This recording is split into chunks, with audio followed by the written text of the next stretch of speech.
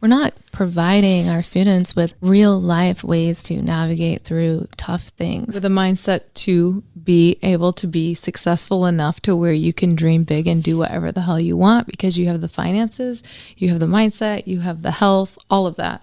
Anna Marie is a doctor of traditional naturopathy, brain health professional, ICF certified coach, certified master herbalist, and lover of life. She is also an author, speaker, employee wellness consultant, and mindset well-being coach. Her mission is to end mental health stigmas and help all people upgrade their brains, biology, and energy field through lifestyle choices while rewiring their neural pathways using holistic modalities. Our second guest today, Heather Laganelli, founded Local Farm to Table in 2015 and focuses on using sustainable organic ingredients. She is a board member of Bakersfield Hub and is the chair for their Innovation Lab project. Aside from running her successful restaurant, she enjoys photography, art designs, and blogging. Today's episode, I sat down with my co-host John Duffield, and we spoke with Dr. Anna Marie Frank and Heather Laganelli. And it was an interesting conversation. The focus of it was kind of around your mindset and how you can apply your mindset to your business, to your life, to anyone who has maybe an entrepreneurial spirit. And, you know, we kind of went off the rails a little bit at some points. We were talking about some things that were, I would say, non-traditional, but we wrapped it up at the end and it kind of all made sense. And we hope you'll take out of it what we put into it and enjoy the show. Welcome back to the Our 2 Cents podcast, the show where your local professionals sit down with an array of guests to hear their story and impart some wisdom for both business and life-improving skills. This is your place to hear business and community leaders discuss relevant topics that matter to you. And welcome back to the Our 2 Cents podcast. I'm your host today, Kyle Jones. Sitting next to me is the beloved John Duffield. And we have two very special guests today who've both been on the podcast before, but are joining us again in tandem. And that's Dr. Anna Marie Frank and Heather Laganelli. How are you? Great. Did I say your last name right? No. Gosh, dang it. It's Laganelli, is it not? Is it Laganelli? It's L-A-G. L-A-G, yeah. Laganelli. So it's spelled how it's phonetically. Yeah, I mean, Yeah. Spelling. Okay. Like my last name, Dumstein or Duffield, right? Dump Yeah, right. Dump truck, right. So I apologize for butchering your last name. It's been something that's happened my entire life. At least you didn't call me Linguini. No, I did not do that. But I sincerely meant the follow-up question is, how are you guys doing? So We're doing well. I'm doing great. yeah, I noticed you have. I want to do a little shameless plug, but you got a couple things in front of you. What are we dealing with over here? Yes, so I have some Sherb's ice cream, which is a ice cream place that opened up in the Sully's gas station over here by the marketplace. Brookside. That's it. Yeah, Brookside. Mm-hmm. Delicious. Yeah. So they do like a no air process. Yes. Are you familiar with it? I am a little bit. Yes, actually. So good. Yeah, which means there's more butter and fat and sugar and all the good stuff. But I don't think they put butter in ice cream. not creamy. Yeah, not butter. Yeah. But yeah. Last time I checked. Yeah. But all the good stuff. Tastes better. Tastes better. Yeah. And if you subscribe to my mentality, which is real food is better because your body is able to process it, then it's okay. There you go. In moderation. Well, no, I mean always. If you're always eating real things, But not in moderation. instead of ingredients that are genetically modified or enhanced by chemicals, Right. then your body will process it and it doesn't really matter. Whole foods. Natural foods. Natural foods. Yeah. Okay, so before we get going, I know you guys have both been on the podcast before, but if you maybe take some turns, just kind of give a little brief description of what you do here in the community and a little bit about your business. Dr. Frank, you can go first since you're right in front of me. Yeah, so I'm Anna Marie. I own Happy Whole You. We are located downtown. We're a wellness center. We help you increase brain function, decrease body inflammation, and build a strong foundation of health. We use high-tech pieces of equipment with old school Chinese medicine, holistic health modalities to achieve that. So that is the main thing that I do here in Bakersfield, but I do a lot of other things too, which I think we're going to talk about later.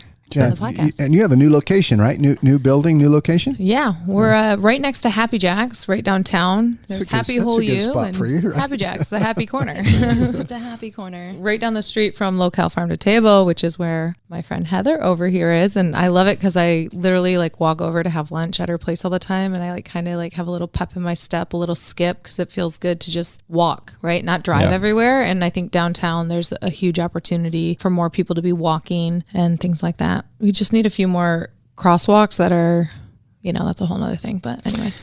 Speaking of that, the one they decided to do on 24th Street, is that the where they have it's like it looks like it's like right in the middle of the street. There's no street lights or stop sign. It's just like a pedestrian crosswalk. Yeah. I haven't seen it yet. It's been up a couple months, but I haven't been over there in a while. Yeah, it works. Does it work? Yeah. Okay. Because our friend Dave Plivlich had an unfortunate motorcycle accident there because I guess the way, I don't know the full story, but I guess the way the person, there are two cars in front of him didn't know when to stop or if the person was going to cross. So they kind of overreacted and really slammed on their brakes, and it caused like a chain reaction. And so he didn't have time. So he had to lay his bike down, and it was a whole mess. But Is he okay? He ended up having a scapula that was either broke or fractured. He got a bunch of road rash. He's pretty banged up. He's in the hospital for like 3 days. He's pretty looking. He really is. Yeah, he's got a few scars. Yeah. But anyway, I was just wondering if you've... Does that make you cooler, though, as a biker? I feel like that's kind of par for the course. Yeah, now he's got some story. Right? Like, if you didn't have those, then, I mean, are you really even, like, cool? All right. Heather, tell us a little about yourself. So my name is Heather Laganelli, and I am the founder of Locale Farm to Table. And it's a restaurant downtown by the Padre and the post office, right down the street from Happy Hole U. And it is a happy little corner. We're on 18th Street. And we locally source our ingredients. We work with local artisans and farmers within the area to do a creative twist on farm to table. So it's not your traditional, like, boring, basic, bland, cardboard diet food. It's full flavor, burgers, real ingredients, scratch-made kitchen. And are you there every day running it full time, or what's your role in the business? So it's interesting you would ask that. About a year ago, I set an intention to expand and to broaden my day-to-day, basically. And so I'm a designer and an artist by trade, and I started to work on some renovation projects, and I'm really heavily involved in the community with nonprofit work. And so I've been kind of diving into some of the things that fill my cup. On top of, I've run all the social media on our page. And then I also do a lot with the specials, and I'm the brains behind the menu, basically. Okay. And I've noticed on your social media, your renovation projects, I follow your account and I like to see those. And I like to see constructive things in social media, and for me, that's one I kind of like to follow. Yeah. Last time we did the podcast, you and I did that. You were going to do an Airbnb project. Did you get that completed? So I did complete that project. Good. How's that? If you followed her social media, John, you'd know that. I need to. He put you on the spot right there. Right. I need to follow anybody's social media for the record, so it's right. I won't take it personal. I'm not picking on you. Don't worry. Right. No offense taken. Yeah, so I did complete the project, and unfortunately, I had some things kind of come up around the space because there's 2 properties, and so with the property being vacant, I decided to relocate into one of the properties, and I'm working on the other one right now as we speak. Good. I'm going to see what that turns out to be, and then go from there and see what my next step will be. You have a time frame and when you hope to? You know how that kind of stuff, you just roll the dice. It's kind of like playing craps and hope it lands on something great and just see what happens. I'm sure it's every industry right now trying to get, I know electrical panels for some reason are basically impossible to get. I mean, who knew that was a thing, but they're just hard to get. I feel like all the materials have changed. I was talking to my contractor today about building materials and labor and any industry that we're seeing it across the board, all industries. Yeah. For sure. John, you mentioned we were chit-chatting a little bit before we started today, and you said you need to manage stuff better in your practice and maybe fill your cup, as Heather was indicating. Is that something that is a mindset that you need to change? Well, yeah, Kyle, it very obviously is, and obviously Heather's doing a better job at it than I am, right? So she's made that transition, and I haven't, right? It's that working in your business versus working on your business, and I'm way working in my business, right? Just doing a lot of that day-to-day stuff and sitting at my desk involved in the accounting process and reviewing tax returns, reviewing client products. And so it's good and the business is successful, but I'm probably there too much is really what it comes down to. So once you get to the next stage, though, I feel like it comes with a lot of other unexpected, mindful, mind-shifting things. So for me, I thought that I would set these goals and I would find a manager and I would get all my ducks in a row and I would be able to free up my time to do the things that I'm passionate about and to fill my cup. And so last night I was on a call with my mastermind group. I meet every Tuesday night with a group of people and we discuss goals and all different types of things. And we've been doing it for a year. And they're like, okay, so Heather, rate your life on a scale of 1 to 10. I was like, well, I think my life's a 7.5. 7.5 is a good number. And they're like, okay, what would it take for it to be a 10? And so I'm like, well, I think that I'm missing a little bit more purposeful engagement in my life where I'm not because I've delegated out so many of the things that I was doing in my day to day, now I'm in a place where my day looks so different than what it's always looked. I used to have a reason to be places on a regular basis. And if I wasn't there, then things wouldn't work well. And so now I worked really hard to get to where I am. And they're like, well, do you remember about a year ago, this is exactly where you wanted to be? And I was like, yes, I know. I'm 100% aware of that. However, So you're never satisfied is what you're saying. I feel grateful. I feel grateful for where I'm at in my life. And I still am at a place where I am working on rediscovering, really. Yeah, you just want more, Heather. I don't think there's anything wrong with that, right? You're just an achiever from that perspective that just want more out of life. And so that's that ever-changing goal, right? It's a mountain with no top, as they say, to go keep, reaching to be better. And I don't want that either. Is that something that is like ingrained in us? I mean, have you thought about it from a like evolutionary or, biological standpoint? Is that something that is ingrained and you have to really, really work if you want to turn it off, so to speak? I think so. I feel like, speaking for me, I know that all my life I was like, okay, well, you get all A's. Then you go to college and then you get a great job and then you have a family and you have kids and you do these things. This is what you do. And so at one point, I feel like there has to come a place. And I was talking to my dad about this last week. I was like, Dad, I want to do these things so then later I can feel like I can relax. And he was like, Heather, who are you kidding? He's like, who are you kidding? You're never going to get there. You're always going to be doing something. And so taking the time for me to unpack what it is about my mindset that has been conditioned for me to think that I get gratification out of achievement and that is what defines me. How can I reassess that and figure out what fills my cup regardless of achievement? Yeah, I think growing up, being an athlete, trying to be the honor roll student and like all those boxes that you're talking about checking, we grow up and we get, a pat on the back or a good job and we get recognition. So from a young age, affirmation, right? Yeah, we learn that whether it's purposeful or not, that your value or who you are, what you accomplish, what you attract to you equates to your value or it equates to whatever, right? And so I think depending on what situation you grew up in, I'm the fourth of 5 kids. So if I wanted attention from mom and dad, I either acted out or I did something really good. It was one extreme or the other, because if I was just basic and average, they're not gonna, whatever. I'm one of 5, Not gonna notice you. Yeah. Right. So I do think it's something that gets programmed in us from when we're younger. But I do think also there's a certain push that we all have with that voice inside your head that says, go, achieve, keep doing. And I think it's a good thing, but it can also really flip on you and be a destructive thing when it's like, oh, it's still not good enough. You're not good enough. Look at them. And you start comparing yourself to other people. I think that's when it can get pretty destructive as well. So I've thought John and I and a few other people have been working on a potential new business venture. Won't get into the details of it. That's not the point. But my thought process, and at least from the initial standpoint of it, it was a business that I think would provide a lot of like positive benefits to like our community. Something new, something exciting. And I felt like that was missing from what my normal job is, which is as an attorney or my practice.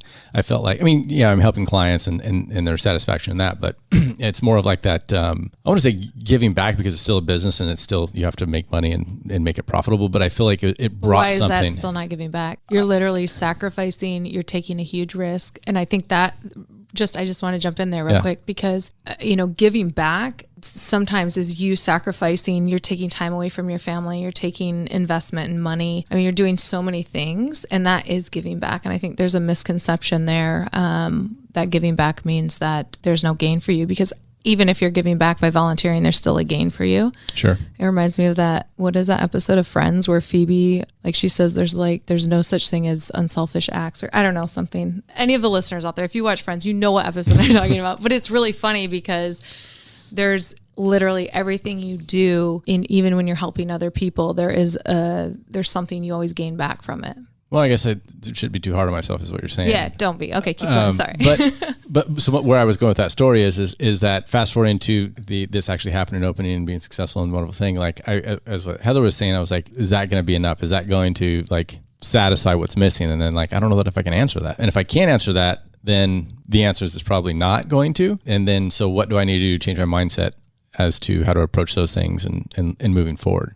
And so that's why I thought it'd be interesting for all of us to get together and talk a little about that, how it relates in our businesses, and maybe talk about it from different perspectives, you guys being females, us being males, and just kind of how we approach things, how we look at things. So a good example is how you comment on what I just said, and I wouldn't have thought that had you brought that up. So it'd be cool to kind of get some different perspectives that we all have on these different issues. And so, John, you're involved in that with me. I don't know if you've thought about that or. Well, it's a different perspective, Cal. One of the things that I love about what I get to do is I get to work with you. And what I mean is I get to sit across the table from, different clients. And what's fascinating about that is I end up being therapists so frequently because, it's money, right? And so people are sitting down, they're trying to make a decision whether they should take a risk or not. And so they're looking for a sounding board. They're looking to somebody from an advice perspective, and they want to know the impact. They want to know it financially. They want to know what the tax effects are. They want to know all these different things. And to some degree, they trust me, and they know that I'm critical, and they want to go, hey, if you approve it, then I'm good, right? They're looking for that blessing from that perspective. And so it's interesting to be able to do that and experience that, throughout my career. I love mindset stuff. I'm big on that. If you look at all the podcasts that are on my phone, there's a decent percentage of them that are mindset. I have some clients that I've kind of coached through what I would call real business hurdles in their life when, they were struggling, or they might have been struggling to make $10 million. And so they're like, what do I do now? And what do I do now? And what do I do now? And I'm thinking of one particular client who I worked with probably for about 10 or 15 years. And ultimately sold his business for a fairly large, exit, right? Fairly substantial amount of money. And one of the things that we talked about is kind of interesting because I could see real struggle with him at times. And then all of a sudden he's exited and he's kind of done, right? And one of the things I said to him is, how much is enough? And the primary reference for that was money. Right? How much money is enough? And what he said to me, and we laughed about it, but because this is how people are. And the answer is, just a little bit more. And so there's some amount of, disease that some of us have. And I'm going to say that I'm in that group that just want things to be just a little bit more. So Heather, so you told your group, last year that if you could be there, everything would be great. And then now you're there, now it's not enough. And Kyle, for me, by the way, I wrestled in high school. I was really shitty at it. But my wrestling coach had a phrase that he used to always say, and he would say, always pleased, never satisfied. And I was like, well, what do you mean? How do you be always pleased but never satisfied? And so that's, really kind of happy or content with where you're at, but then working to be better, right? Working and striving for more. And so it's that point that I think Anna Marie made, that it's that perspective, right? You want to be the best you and keep going, but not be so hard on yourself all the time that becomes unhealthy at the same time, right? And I think part of it is just identifying where it comes from, where it stems from. Sure. And figuring out the backing of that. So for me, it's not money that's driving me. It's making a difference, or it's doing creative things, or it's feeling like I can have some kind of an impact that's for the better. And identifying the why behind it has been something that I've taken some time into looking into. Yeah, because I think for everybody it's different. Yeah. Do you have that same approach, Dr. Frank or Anna Marie? I feel like I'm at a place where I know I can make money and make a big impact, like with people. So I used to give, right, without having anything financially in return. And then I realized very quickly that is almost like just taking, right? Like I have to refill my cup, and there's some cool things like Happy Whole You. The only reason I was able to do that was because of the financial investments and the decisions that I made to start building wealth. And it allowed me to put Happy Whole You out there. So part of me, I'm driven by helping people first and foremost, but I also am driven by the financial gain that I can get from that, so I can even help more people. So I would have to say, like, I'm a little bit of both now, and I'm okay with that. Like, it's for me, it was like learning my own value and being okay to charge X amount for time with me. I used to, like, my business coach, I remember years ago, I'd be like, well, how much do I charge for that? And she looked at me like, oh, like, what do you think? Like, you don't know your worth. Like, so, and I find that when I coach people too, men and women, they're like, I'm not sure what I would charge for that. I'm not sure how to charge for that. So it is interesting as you evolve and you get really good at what you're doing, and appreciate who you are and your worth, like you can charge for that and that's okay. But then it just really helps you move forward and do even more for your community and do more for others and all of that. So I don't know if I answered the question, but I think it's both for me. Definitely. I'm driven by money and I'm driven by helping others. Well, I was just going to say that, that business has to be appropriately successful so that you have the financial resources to then be able to serve appropriately. Right. Yeah. And so I think that's what you're saying. And, Heather, you think about your restaurant, if you don't have the right number of waiters or waitresses or the right number of cooks in the kitchen or, the right number of people, then that service is going to be degraded from that perspective. And so you're just not able to serve properly. And so you need that appropriate level of staffing. I'm probably one of the worst about that because I can be that Scrooge accountant, right? Where I'm, watching every penny and at times afraid to spend money. And so, what can happen for me is if I look back at my career, there would have been times where we would have been understaffed. And so, I'm afraid to go, hey, I've got to go pay, I don't want to go hire that next employee that I've got to pay $50,000 or $100,000 or whatever I have to do. And so in looking back at it, I go, hey, but wait a minute, as an organization, we probably did not serve as well as we could have if we had all that staff. I can relate to that 110%. Sure. Yeah, absolutely. I think it's the mindset. I think it all comes back to mindset for me. Yeah, it does because it's all mindset. Mindset, and from There's the the fear. perspective of if I believe in what I'm doing and I'm passionate about what I'm doing, then I feel like the money will come. And there is a mindset behind it when it comes to breaking down finance and doing the hard numbers and knowing what your bottom line is and knowing what your profits are and all of that. I'm not discounting that.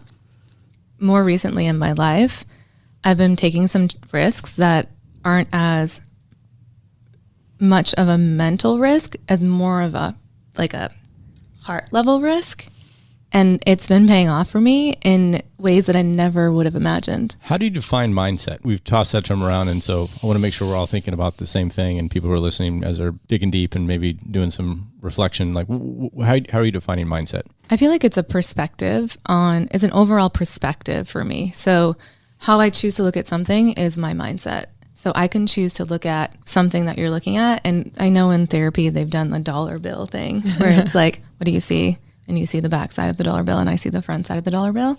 So mindset is just my ability to create an open mind and for me to be able to process and see whatever it is that I'm seeing and how I'm choosing to filter that information through my mind. And then base decisions on that, on how you're filtering the information that's coming in, right? Because ultimately, to have a mindset of whatever it is you're looking at or whatever it is you're bringing in, it's ultimately to make a decision about something. I mean, it could be the simplest example. I used this with her a couple of weeks ago when we were out of town for her birthday. I always thought my mindset was when I travel, I don't take my electric toothbrush with me. I don't take my electric toothbrush with me because it's too big. It doesn't fit in my suitcase. It doesn't make sense to me. And one day I'm at this conference in San Diego and the girl that was sharing a room with me was like, well, she's like something. I'm like, oh, I'm so jealous that you have your electric toothbrush. I wish I had mine.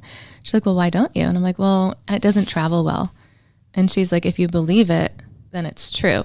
And I was like, crap, I could take my electric toothbrush with me. It's just my mindset around it. In my mind, traveling looks a certain way, and that looks like small little travel size things and not full size items. So that was my mindset. Now I take my electric toothbrush with me from time to time. Like 50% of the time instead Baby of maybe steps, 100. right? Yeah. So how are you relating that mindset and how do you interpret that for someone who is in business when making business decisions? And that's a question for both of you. Yeah. So are you saying that I know you gave a little example about your electric toothbrush. Are you saying take that same approach with every business decision you make and every risk that you take in business? Or I think it depends on what it's applying to. For example, during the pandemic, if my mindset was, it's really tough times, I'm not going to make it, I'm going to quit now, I'm going to close my doors, then I would have quit now. I would have quit then. I would have closed my doors and I wouldn't have made it. Because my mindset was, I'm going to do whatever it takes to stay in business at all costs, I stayed in business. So that is the mindset to me of situationally it changes. And I think it's just believing in the process and believing in myself. Okay, so that's the root of, I guess, what you're getting at is having self-confidence. I think, yeah, part of it is a big part is, okay, I'll give you another example. Maybe I'm not like driving it home enough. So I set an intention to increase my finances by $25,000 or more in 60 days, like a couple of weeks ago. And so I didn't really do much around it. This is a little out there. And all of a sudden I got a check from the government for $22,000 saying that I'd overpaid on my taxes. And then I got like a catering job. And I just kind of put it out there. And so my mindset was like, okay, I want to increase my finances by this much money. What am I going to do to get there? In my mind, I'm like, well, I'll do some advertising. I'll do this. I'll do that. And I think part of that was just having my mind was open enough for me to be able to see that I wanted more than what I was getting. Like maybe in some way or another, just opened up my mind to like receiving something that maybe I wouldn't have received. And that's a little like froofy and kind of out there. Well aware of that. And it's worked for me in the last like 2 years. I've been doing this over and over again, even during the pandemic. I was not going to say it's froofy. Froofy. I don't even never heard that word. That's the word I was thinking. What are you thinking, froofy? I was going to say more like psychedelic, maybe like Yeah. we did a little mushrooms before we started the show today. But there is something to, and I don't know what you call it, but there's something of like just opening yourself up to be. I mean, I'm going to butcher. Yeah. So you raise your vibrational frequency to attract what it is that you want, and it can come to you. But you also, what Heather said, she was in action. Whether it came to her in the way that she initially thought or not, she was in action.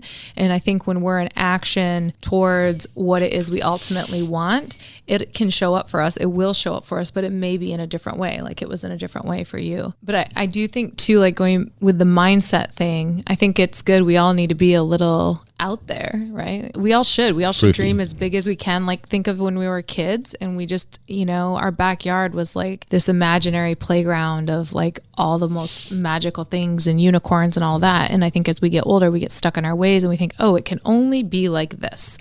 And so I think in business, when you allow yourself to get curious and to think outside the box and to stop filtering every business deal that comes to you, stop filtering it through your past experiences in terms of failures, and just get curious around how could we make this work? How could this look differently? I think that's when you can really embark upon something really spectacular and something really cool. But I think too often is in business, people go in with a fearful mindset because, they lost this deal or they lost that deal or somebody did them wrong and all that. And the mindset really should be, oh, this is super cool because in the past, these things happened and you learned from them and you're moving forward from them.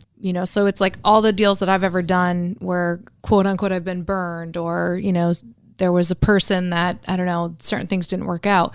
The beautiful thing about that is I get that little knowing inside of me and I know, okay, this is a time to walk, or this is a time to push forward, or this is a time to cut that person loose and search for somebody else. So I think approaching it, getting curious and not allowing everything from your past to be like, oh, that's how it's going to happen again. And just be like, oh, well, we can make this work, but you have to approach it differently. You can't keep approaching things the same way. And so business, you have to be open-minded, you have to be curious, and you have to get creative. And I think that's when the most amazing businesses happen. And I think also like switching from fear-based to, it doesn't have to be love. Like what's possible? Yes. I think that is huge because I don't know what I was doing. I was doing something the other day and I was doing this exercise where somebody was walking me through how it feels. So if you close your eyes and you're in a car and your hands are on the steering wheel and you're letting fear drive the car, what do you see? What do you feel? How do your hands feel? What is the air like in the car? What's around you? If you experience that experience through fear, give me an example of what that would feel like for you. Maybe you're going to get in a car wreck, maybe. Okay, how do your Especially because my eyes are closed. Do not close your eyes while driving. I'm not recommending that. However, disclaimer. Right, disclaimer. So how do your hands feel? What is the Tense. air like? Yeah, you're tense. Maybe what songs on the radio? Like you're scared. Metallica. Yeah, I was going to say Kyle Jones. You're It's Metallica, something intense, right? Right. And maybe like what's outside your window, what's in front of you? What does the sky look like? What is, is the road busy? Like what's happening around you? Sure. Well, it's definitely not from a place of peace, right? And so, I think what I'm hearing both of you say is that these things happen to our mindset, but we can't let it lock us up, right? You can't let that situation of fear paralyze us.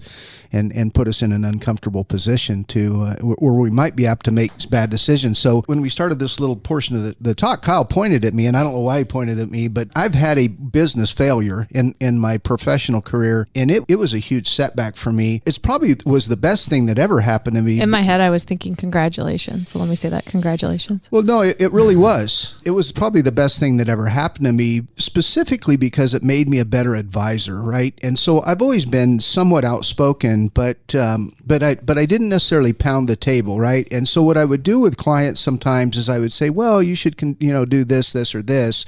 And so I would give them the advice, but maybe there wasn't as much passion in my voice, or I didn't pound the table as hard, or some of those things. And now what I do is I go, hey, look, have you thought about this? Or, hey, sometimes I go, hey, watch, this happened to me, right? I lived through this. And so, it's my own scars or my own PTSD that sometimes allows me to be a better advisor from that perspective. And so, but I will say this though, the other thing that it's caused me to be very, very conservative, right? And so I've been that person that to some degree, I act from some degree of fear, if you will, or some degree with a conservative mind. I'm more of that typical conservative accountant think that we're supposed to be, as opposed to how I was at that time when that stuff happened to me. So, it's interesting. And it's tough, by the way, that mind shift, that mindset change and shift your mind. For me, it's been tough to make that change when I went through it, right? Those scars are vivid enough that I remember them, and I'm like, hey, how'd I get there? What did I do wrong to get there? Oh, I can't do any of what I say to myself now is I can't do any of those things that allowed me to get there in the first place. And so I happen to be a little bit closed-minded about it. And today I'm in the position to do really whatever I want to do, but that mindset doesn't allow me to. And that's, for the record, is why I pointed at you. I wasn't trying to throw you under the bus again, even though I've done that twice right today. And I was pointing to you because as Dr. Frank was saying that, I was wanting to look at you and say, like, this is exactly listening? What's going on with I know. our I'm other well venture aware of right now. No, listen, and to hear it, it's I'm well aware of it. Yeah. No, I absolutely know. And what I've told people, for me, is I go, hey, I'm way better of a human being, in many from many perspectives today because of that, because that happened to me. I'm a better advisor, but I'm just a better person because of it, just having experienced that. And so, did it happen to you, or did it happen for you? A little bit of both. There were some things that definitely happened to me, but in the end, it was. You obviously argue that it was for me, right? Before we went on the air, you were tying in an anecdote from one of our last episodes that hasn't been released yet. It'll be released, I think, this week with Anthony Oliveri. Right. And I stopped you because I wanted to make sure it got onto this episode because I think it was going to be pertinent. So let's bring in the anecdote and get these girls' opinion on that. Yeah, well, so, and I asked this question of Anthony. I've known Anthony for, about 10 or 15 years, something to that effect, and huge amount of respect and admiration for him. I did not know him when he started his professional career. Found out last week when we did the podcast recording that he started back in 1997 and, came out of BC and went to work as a commercial real estate broker when he was in his early 20s and, made $8,000 the first 18 months he was in business for himself, right? And so you go, hey, here I am. I'm 20 years old, whatever I am, and I'm working for 18 months and I make $8,000 and yet, kind of persevered and kind of kept going. And I asked him a question of what drives you. We've answered that question a little bit here today, but I meant it from a deeper perspective, right? So kind of going back to the real root of what drives you. Anna Marie, what drives you? I mean, and I'm not talking about serving people and everything else, but go way back to like, what do you think happened to cause you to have that level of motivation that you have? Well, I think what drives me was a deep-rooted issue of feeling like I'm not good enough and that's not available to me, which I realize is very false programming. So really, now that I've recognized that false programming, I know from like a soul level for me, what drives me is how do I become the best version of myself here on earth that I can become. And when I do get those moments of you're not good enough, that's not available to me, I have to check myself. But I think that those two false programming is what has driven me to be, continuously to be successful and keep trying and keep pushing because I am good enough. Everything is available to me. Sure. And so I think from deep down, that's probably what has pushed me to be more than above average, I would say. Yeah, good. Heather? You've asked me this question before, and I was trying to think if there was something that has shifted since you've asked me. That ice cream was phenomenal, by the way. Every last little baby bit of it. Delicious. It's still the same. Connection and creativity are the two things that drive me. When I wake up in the morning, when I have an opportunity to connect with people, and when I have an ability to do something that's within my creative sense of self, that's what keeps me going. Yeah, it's good. I've been able to kind of sit back and observe you two kind of from the outside. I had the good fortune to be able to interview you both on the podcast previously, and then I've used Anna Marie Frank's business, and I've watched her go from her other location to her current location.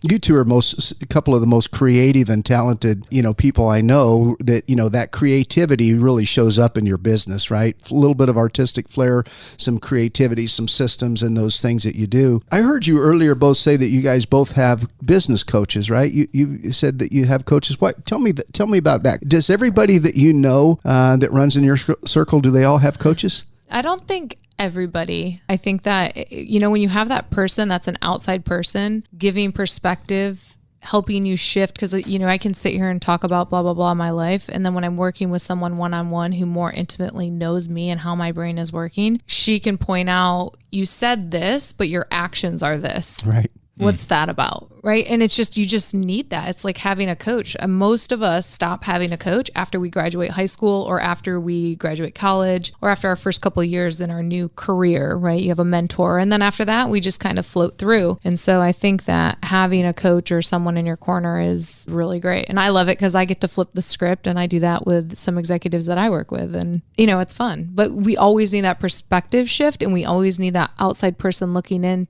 for our best interest to say, hey, just wanted to point this out, because we get our blinders on. Sure. And so that's how we grow. Yeah. So last night I was on that call that I was telling you about, the mastermind group that I'm in. And one of the reasons that I've stuck with it, people ask me all the time, like, oh, was it really beneficial for you to go every week on a Tuesday for however long it's been, a year, I think. What are you getting? Tuesdays.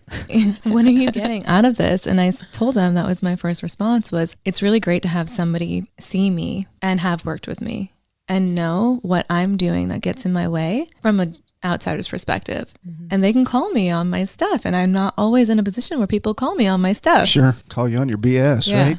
Well, because all of us here, we're all professionals and we're all really good at what we do, but we all need to be told or pointed out that just because we've done the same thing for so long doesn't necessarily mean it's for the highest good of our business or what we're doing. And the cool thing about the group that I'm in is it's not about, because I'll talk to my mom, and my mom's traditional Italian American woman, and she'll ask me questions, and she'll ask me in a way that's like, you're going to do this, right? Or, and then you're going to do this, right? And I'm like, Mom, I get to decide what this looks like for me. This is my choice. I get to decide what it looks like. And so when I'm in a circle of people that I value, they ask me questions that get my mind moving, to get me thinking about what the solutions are versus telling me what I should do. So they're not giving me the answers. They're just asking leading questions to get my mind going, so that I can solve my problems. Sure. It's a good, they're coaching.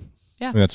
A coach should never tell you what to do. Right. Ever. They should That's a bad coach, guys. motivate you or push you along the right direction, so you're making that decision yourself. And whether it's in sports or school or whatever, that's a job of a coach. Did you both have your coaches later on in your business careers, or did you start with one at the beginning? I think it's just looked different. Right. So going to college, going into getting different certifications, having business partners. So I've always had like a mentor, someone I've looked up to, and it's evolved into, okay, I meet with this person every other week and I pay them, and I have that traditional coach. But then I think over the years, it's looked like having different mentors, asking questions, going up to successful people, not being scared, and just being curious about them and who they are and how they got to where they're at. So I think it's just looked different. But yeah, always looking to somebody or many people and being curious around how they got to where they were and learning from them. And so, and I want you to go as well, but my purpose of asking that question is, it was twofold. One, it was so if you were advising a young entrepreneur who's just starting out, and I don't mean like the mentors that you've had in your life, but specifically the business coach relationship where you actually, it's a financial transaction where you're paying someone for their time. is that something that you wish you did early on, or would you recommend young professionals who are starting a new business or a new career to do that and have that cost, even though they're up and coming, or they may not have all that capital yet? So that's interesting. I don't know based on my age if there were really coaches that are like readily available like there are now. However, I will put up a red flag and tell everyone, if you are a young entrepreneur and you're looking to get a coach, be very cautious of those coaches online that are saying, oh, I'll make you $100,000 and I'll do all these things. Like, find out if your coach has actually done something besides say they can make you into something great and then they've made their money off of that. Like, I think that's important. I know that I've coached quite a few people and they have had those coaches and it really stained their opinion of going and getting a coach or having a coach. So I think it's important that you really look into the person that you're working with and it should feel good. But with that, yes, I do think so. And the other thing is you can look for a coach and you can maybe do trade with them. So I've utilized younger people and have helped mentor, coach them, and they've in turn their skills, because there's so many skills that these younger people have that I don't have. And so, okay, we can trade that out too. But I do think a coach is like hands down,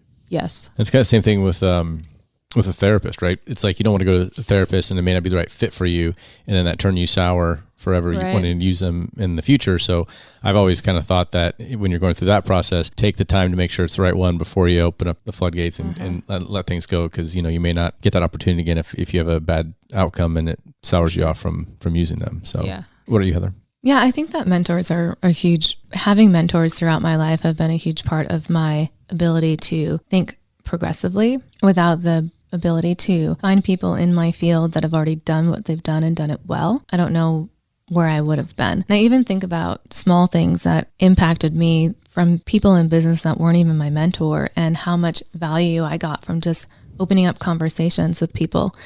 And I found that, especially in our community, the more I talk to people through connections, the more I connect with people, the more I'm opening up the door for success in my life. And it doesn't have to be in the regard or with the platform of paying somebody for their time. It can look a lot of different ways. And I think that comes back to that same concept. My mindset around it was I was looking for growth. And if I'm looking for growth and I'm open to growth, then I'm going to seek and find that growth because I'm there. That's what I'm looking for. If that comes from a podcast, if that comes from reading a book, that comes from going out and networking with different people and having conversations, it can look a lot of different ways. And I think it's just having that willingness to be able to say, I'm in a place where I want to learn and I'm here to accomplish something, and I have a business in mind and I want that business to succeed. I think doors start opening up. Yeah. And I think you have to be willing to acknowledge that you don't know everything. Yeah. I know I look back at my younger self and I'm like, wow, you really thought you knew a lot, you know? And so being open and recognizing like you don't know everything and being authentic. We were talking about this earlier about creating relationships. And there's one thing to have like acquaintances and you have those relationships, but we were talking about like deeper relationships, like with business owners, and like really supporting each other on a deeper level instead of like this Instagram, oh yeah, I'm doing great, you're doing great, we're all doing great. Right. Like, this was our conversation on the way here. Like, we're in the car real driving people here. Yeah. We're talking about relationship building. And I was telling her how sometimes in my life, I get to this place where I have all these things going on and I kind of navigate through like, what would it look like for me to be more open and have more extensive relationships with the people I meet? And is there something that's holding me back from allowing that to happen? And I think with the pandemic, I think with Instagram, with social media, there's been a shift in connection, and there's been a shift in surface level connection and deeper level connection. And in what way? I think it's easy to go on Instagram and like a bunch of things and comment here and there, and then you're done. And I think from a perspective of building a relationship, like her and I have been friends for however long it's been, what, a couple of years now? Couple of years, yeah. Couple of years. And it's not a like, it's not a comment. It's answering the phone when it's inconvenient. It's making time for somebody that isn't just a 5-minute thing here or there. And there's a deeper level of commitment that comes with that. And I think that there's been a huge shift in those types of connections. You asked John about what motivates and drives, and so I've been sitting here thinking the whole time, like, oh, what's my deal? So one of the things that keeps coming back to mind, and I hear it repeated here, is relationships, and that's That's what drives me. And if I kind of had to sum it up, I like to fill myself with like a community of people that can do whatever they do that I may need at some point. But it's also the same that for myself. So I love when people call me and say, hey, I got a legal question, or hey, yeah, have you done it? I love giving advice. Yeah. I'm not going to say, oh, you need to come in and I'm going to bill you. To me, it's like, I love being a resource for somebody. I guess resource and relationships would be my answer. I love to build those. And, I feel like Dr. Frank, I've done that with you a little bit. And I've also gone to your place of business as well. And just having those people in your psyche and your life, even though if it's just not much, but just having them around, it builds this world and connectivity. Community. Community. It is, because everything we do seem to be getting away from community, right?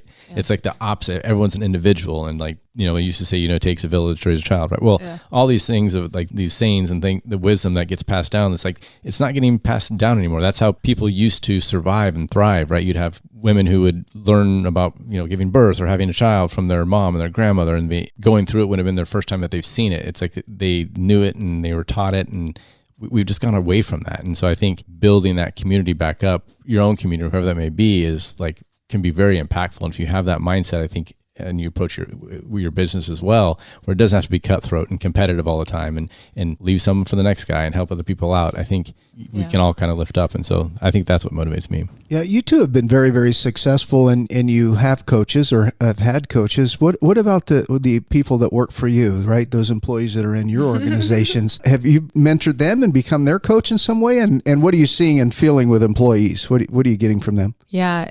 So one thing that I realized that I needed to do was schedule every quarter time with my girls one-on-one. And I didn't realize until I did that how much they appreciated that. Because I'm always asking my girls, what do you need? How can I support you more? When I hire people, one of the things I ask them is like, what is your ultimate goal? What is your ultimate dream? How do you want to show up every day? How do you want to support other people? And they share that with me. And I have, a gal that she does brain retrainment, hypnotherapy. She single mom, came to me, wanted to do that. She's now booking clients. I mean, every month she's doubling the amount of clients she has.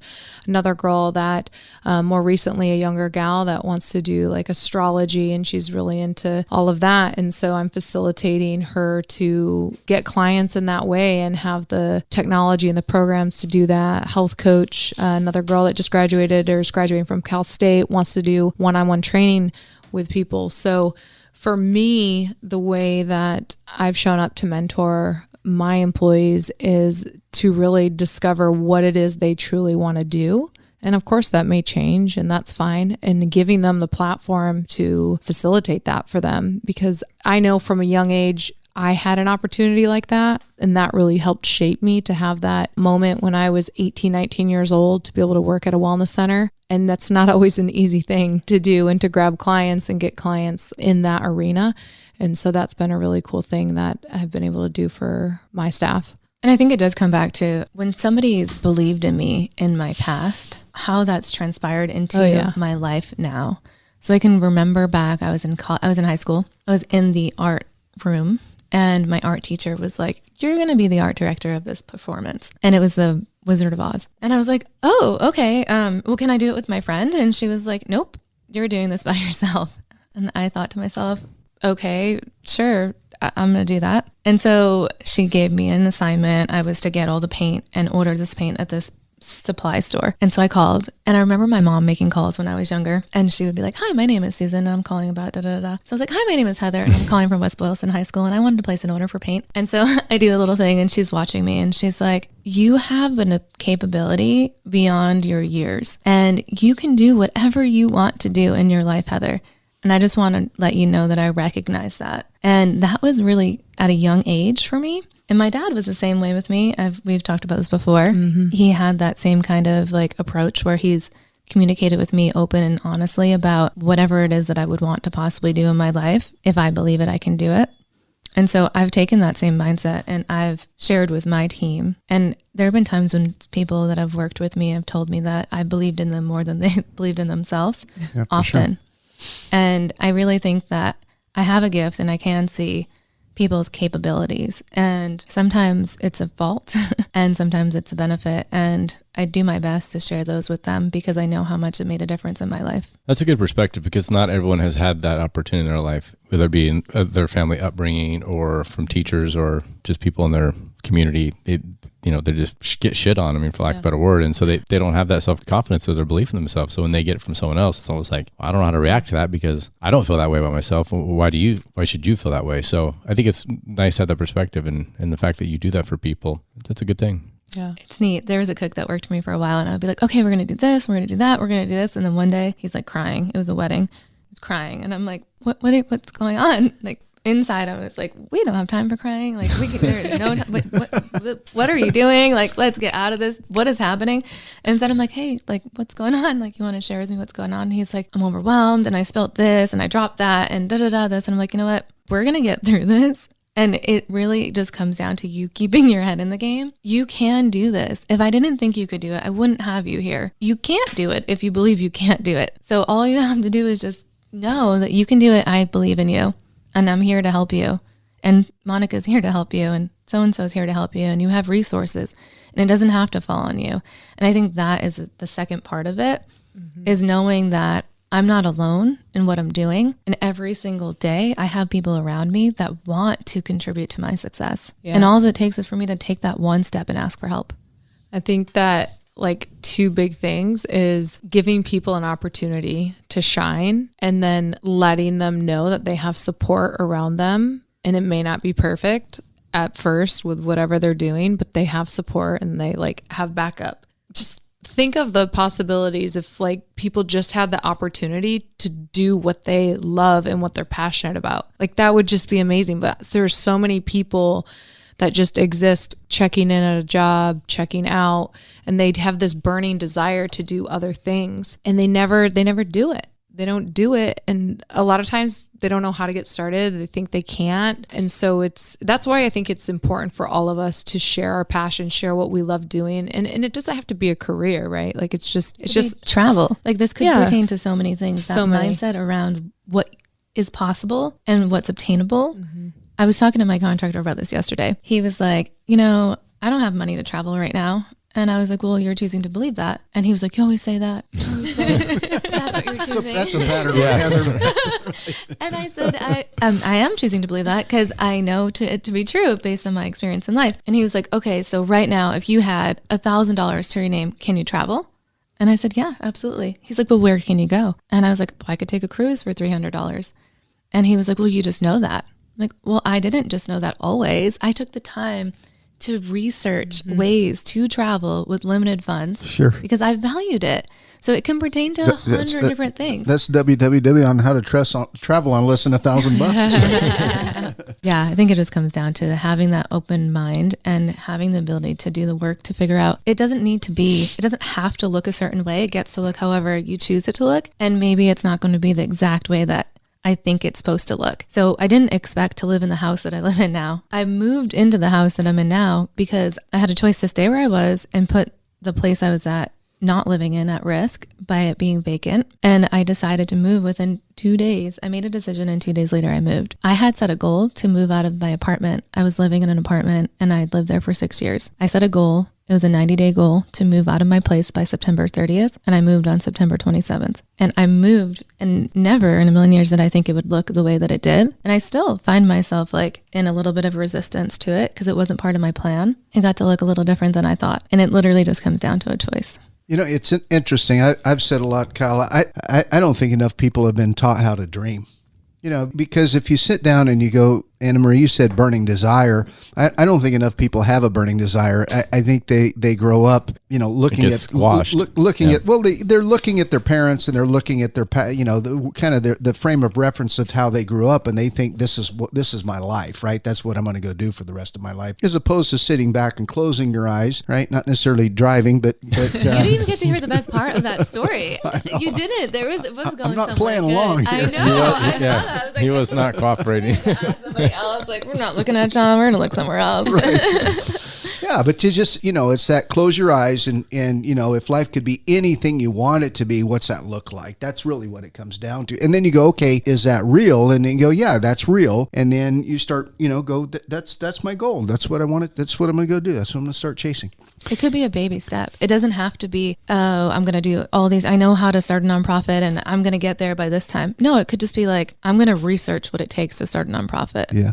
You know what, Heather, sometimes I'll talk to clients and I'll go, I want you to close your eyes and pretend that you're 80, right? And now that you're old and you're 80, and now I want you to look backwards and go, so now that you're 80, what do you want that to have looked like, right? And so do you want grandkids, or do you want to have been married, or did you want that beach house, or did you want to achieve something? What's that look like, right? And so you might be 25, but pretend that you're 80 and sitting on the porch and you're not as spry as you used to be. And so what do you want that to look like, right? And so it's a long-term goal, it's a long-term target, but then you can start to kind of go down that path, and life's not a straight line. It just really isn't. As well-intentioned as you are, it's just not. And so, but you start filling in the blanks and start pushing yourself to kind of go that direction. And so I don't think people dream enough. I don't think they want enough. And I think for themselves. It does come. So one day I'm at the restaurant, I'm doing an interview for a server, and the girl that's sitting in front of me, relatively young,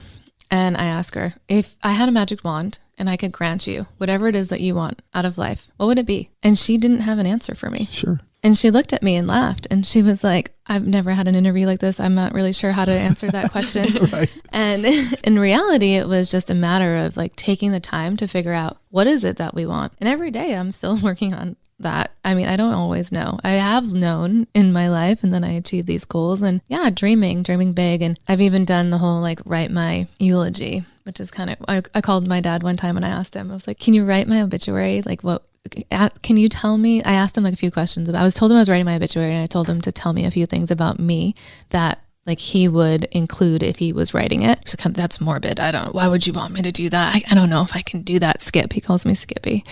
And I was like, well, no, but it's important to me for me to be able to like take into account what I actually do want out of my life. And it is a little bit of a perspective shift. It's not something that we commonly do. Sure. And it's pretty impactful at the same time. I think you're right about that, John, both what you guys said, but I mean, I don't want to make it seem like it's all rose-colored glasses. That takes sacrifice. I mean, things take sacrifice, they take work. And I think a lot of the problems that we have with maybe not so much relative close generations, we are all here together, but maybe some of the younger generations, is that I don't know that they're being taught the value of like hard work, of sacrifice. We were literally just talking about this. Yeah, and I think, so everything we've talked about has been great, but we're not sitting here advocating like close your eyes and think about you want a diamond necklace, and all of a sudden one's going to get mailed to you from Amazon or something, which people are used to. It does at Heather's house. Does it? Apparently. I mean, apparently. No, I wasn't talking about it. No. I understand what you're saying. Okay. And I do think that there is a value. And I've worked my butt off to get to where I am today. I've worked hard, like 16, 20-hour days. Sometimes I haven't even slept. I've spent the night at the restaurant working all-nighters. Like I have done so much to get to where I am today. And it does take a level of hard work. And I think I still stand strong behind this, that it's about beliefs and believing in myself and knowing that if I can dream something, I can accomplish it, and cutting the ties between limited mindsets and limited beliefs. Because kids, specifically kids, if they're being raised in a society that is limiting and not allowing them to dream, like her son's reading books that I read when I was 20. They have the beauty and the benefit of having a parent that is a little bit more knowledgeable and maybe has a little bit more intention behind the way that you're raising your children. I think there is a huge lack and a void in hardworking, the younger generation, and hard work. There is a little bit of I'm worried. Yeah, I think this goes back to also like the social media aspect. And, there's always that, I don't know the saying really, ultimately it's don't compare somebody's fourth quarter to your first, or don't compare their 40th year to your first year, whatever the heck it is. But you guys get what I'm saying? Yeah. So I think in the whole Instagram society or social media or whatever, there is, we were talking on the way here, when we started off, we were making like $4.25 an hour or whatever. It's like we worked so hard to get to where we are now in terms of finances and all that, but also like the mindset. I would clean the dentist's office in my town so I could get braces and have straight teeth. And I was brought up with parents that like, you worked. I mean, you worked. So that was a really great benefit, but it was also, there was some limiting things there. And Heather and I talk about that, the difference between her father pretty much telling her like, if you can dream it, you can achieve it, you can do anything you want. And then mine was, go to school, become a teacher, do the basic thing. Like, so it's interesting how all that unfolds. But I do think that this younger generation, they're being fed a disservice because it's not easy. If it was easy, if your life is really easy, then you're not pushing the needle. You're not moving things along. You're not evolving. You're not becoming your truest, highest potential. And so I think that there's a certain challenge that we should all be feeling. There should be a little bit of resistance whenever we're stepping into something new, but we push through it. But I think that a lot of people aren't starting because they don't know how to handle that feeling of resistance and, it should just be, I should be making six figures because I just graduated college and this is where I'm supposed to be and my life should look this way. And it's like, no. Or feeling uncomfortable. Yeah. There have been so many times. I think Grant Cardone said something about, if I'm not creating new problems for myself, then I'm stagnant or something like that. And I believe it. I feel like there have been plenty of times in my life where I felt uncomfortable and done things. I've taken jobs that I didn't even know I was capable of excelling at until I took the job on. It comes down to believing in myself, and it also comes down to hard work, dedication, and the commitment to actually seeing something through. Mm-hmm. I agree. And so it wasn't, and I'm glad you picked up what I was saying. We felt like we didn't talk about the sacrifice and the hard work that it takes. I mean, I don't want to like gloss over that as like, oh, well, that's not really important, because I think obviously it's hugely important and we've all been there and done that and experienced it. But, ultimately, in my opinion, I think it's a combination of kind of what we've all said a little bit. I think it helps to have, whether it be your child or someone in a community that you're mentoring or whatever, give them the okay or give them the permission to dream, to just let them do that. But also at the same time say, okay, now you have that, but here's what it's going to take to do it, right? Resources. Yes, you're going to have resources. You're going to have to work hard. Certain things have to be sacrificed. It seems like a weird sacrifice to say, but one of the things that, in looking back on it now that I'm older, was sacrifices. So I went straight from undergrad to law school, and my friends who graduated college with me, they started their careers, and mine was about a 4.5, 5 year delay in doing that. So one of the things I'm looking back on sacrifices, I potentially sacrificed a lot of fun during those 21, 22, 23, that time in my life. And two is they started investing. They started working and they started their retirement 4 or 5 years ahead of me. If you know anything about investing and compounding interest, those 4 or 5 years are critical. And even more so if you can start when you're 16, 17, 18, 15, 14. If you can, John can tell you there's a certain amount of money you can make and invest into an account as a minor. And these are the things that we're not telling or doing for our kids or people in our community. Is like, even if it's just a little bit, do it now. And over time, that is going to pay huge dividends. I had knee surgery when I was younger. I used to play field hockey and tennis and all the things. And I had knee surgery, and my knee surgeon was about to retire. And he was like, I was like, do you have any advice to me before? I don't know. I was young. I was probably 12. Do you have any advice to me before you retire? And he was like, yes, save $1 a day. And I was like, what? He's like, yeah, save $1 a day and put it into an IRA. And by the time that you're old enough to retire, that money would have compounded. And if you can supplement that along the way, then even better. And I remember thinking, like, why wouldn't everybody just do that? $1 a day is nothing. And it was such a cool piece of advice that he gave me. And I thought back to mental health. I thought back to finances. I think back to, there's so many things that we're not implementing in our school system on a regular basis. Yeah. We're not providing our students with real life ways to navigate through tough things. With a mindset to be able to be successful enough to where you can dream big and do whatever the hell you want, because you have the finances, you have the mindset, you have the health, all of that. We're not facilitating our young people to be able to thrive. We're facilitating them to just get by, is what we're doing. Some are great parents. Some parents are, but it's furthering our divide and the equity in our communities and in our country the divide is going to get a lot worse. It's going to be expedited a lot quicker because most kids in school right now are there because their parents work 2 jobs to make ends meet, and they need daycare more than anything. They need 3 squares a day, and they're getting fed at school. They're eating breakfast, lunch, or they're eating breakfast there, lunch there, afternoon snacks there, and they come at home and then they don't have any involvement with their parents, and they go to bed, and then they start to cycle over again. So and parents didn't have the ability. Like, I feel like our society, like our generation, has a little bit more of an edge up because there is a little bit more knowledge around mental health awareness and development within young children. I don't remember my mom or dad ever really taking the time to teach me things that people are teaching their kids now. Like, it's okay to feel certain ways. It's the things that are out there right now. They've come such a long way. Yeah. It's just some kids are being exposed to it. Some aren't. Yeah. I mean, there's a lot to be said. And then, yeah, you're right. Like, now you have to have two parents working. Yeah. Like, that wasn't always the case. It was, one parent worked and the other one was home and helped facilitate the needs of the children. And now, yeah, so I get that. And that has changed, but this is the last thing I'll say before I ask you guys a couple questions that we always finish our show with, because we're running a little long here. I apologize to keep you guys, but I could talk forever sometimes. Is that it's what people want versus what they need has changed. So I think you could still be a person can work and have a middle-class job and then the spouse, whoever that may be, not working, but not when you want to spend $5 every day at Starbucks, not when you want the brand new technology that comes out 6 months later, even though your iPhone is just as good as it was, when you bought it 6 months ago. Not when you don't want to get a car that costs $4,000 that runs, it's reliable, and you have no payment. You want to keep up with the neighbor next door, so you buy a $25,000 car, and you have a $900 a month payment. And so I'm not saying I'm discouraging people from wanting and doing things, but I think our overall society, our mentality has shifted a little bit in wants versus needs. And so we've kind of created our own problem of needing those two jobs, in my opinion. No, I love that you said that, because I used to be that person that would pinch every little penny. And like, I've been able to go so far away from that in my life where I'm at now, that you're absolutely right. And it's, I love that you just said that. Thank you for that, because that was a great reminder for myself, and it's so right on. And what is that teaching our kids? Because I look at Supreme, the designer, white with like a red stamp logo, things that are going for hundreds of dollars, and teaching kids under the age of 16 that's coveted. Those are things to be coveted. And literally, it's so basic, so simple, that almost to the point where they think that they deserve these things.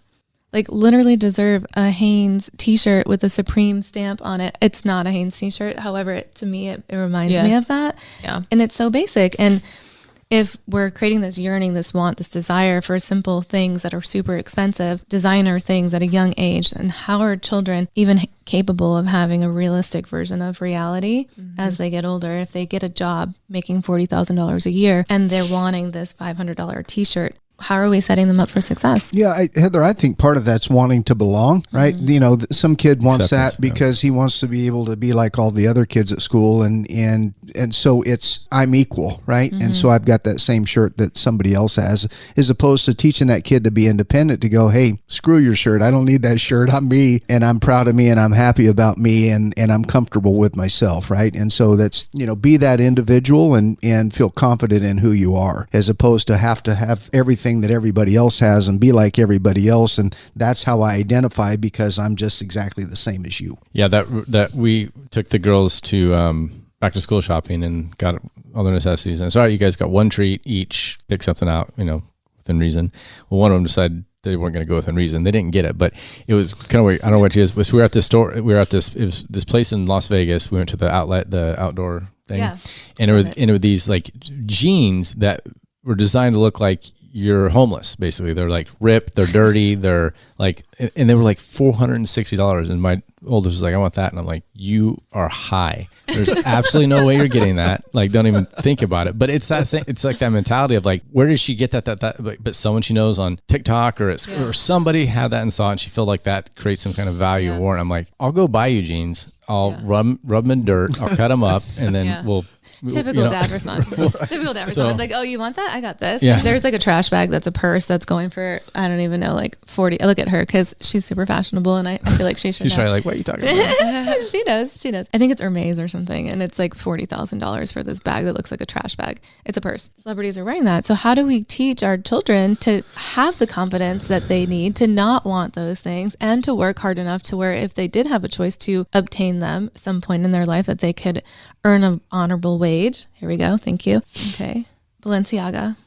trash bag purse for the viewers that cannot see. Hey, we're not on It's YouTube. so, like Trash You bag know what, purse. Heather, and sitting and listening to you, what crosses my mind is go, hey, that's a great idea. Let's you start working. No, you start working, and you start saving your money up to buy that purse, right, or to buy that pair of jeans. And so so that they then go, hey, wait a minute, that is going to take so much work and so much effort, and then I'm going to start to appreciate either what I have or what I've accomplished, right? And so as opposed to sit there, if we want, I want a new Ferrari, I really do, and I know exactly which one I want, right? But then when you sit back and go, okay, how many tax returns is that, or how many sessions is that, or how many meals I got to serve and everything else, and you got to go, okay, I got to come up with a different model and figure out how to get there. That's how my parents taught me. If I left, I think I've told her this. I've told her, I know for sure.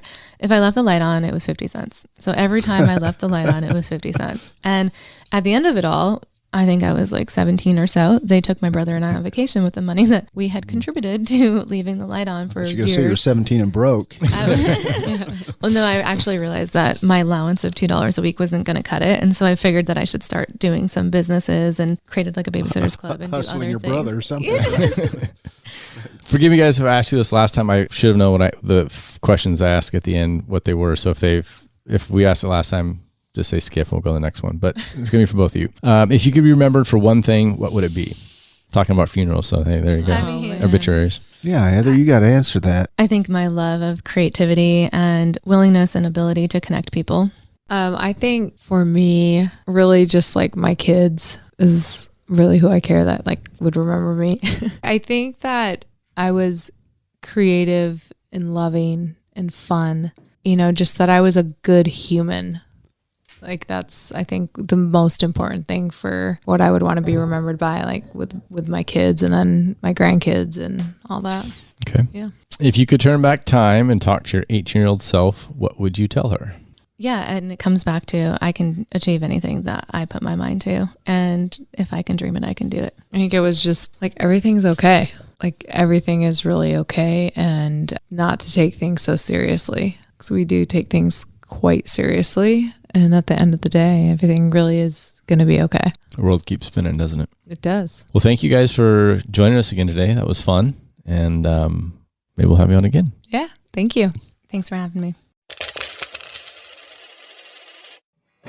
The show has been brought to you by the Law Office of Kyle Jones, Troy Burton with the Lynn Company, CPA John Duffield, Scott Hansen Real Estate Lender, broker and investor, Dave Plivlich, President and CEO of the Marcom Group and MarcomBranding.com, and Amanda DiGiacomo, President of Atlas Financial Solutions. You've been listening to the Our 2 Cents podcast. Check out the show notes for links and more information about the show. Also visit our website at our2centspodcast.com or catch us on Instagram at Our 2 Cents Podcasts. If you've enjoyed this podcast, please subscribe and share with others.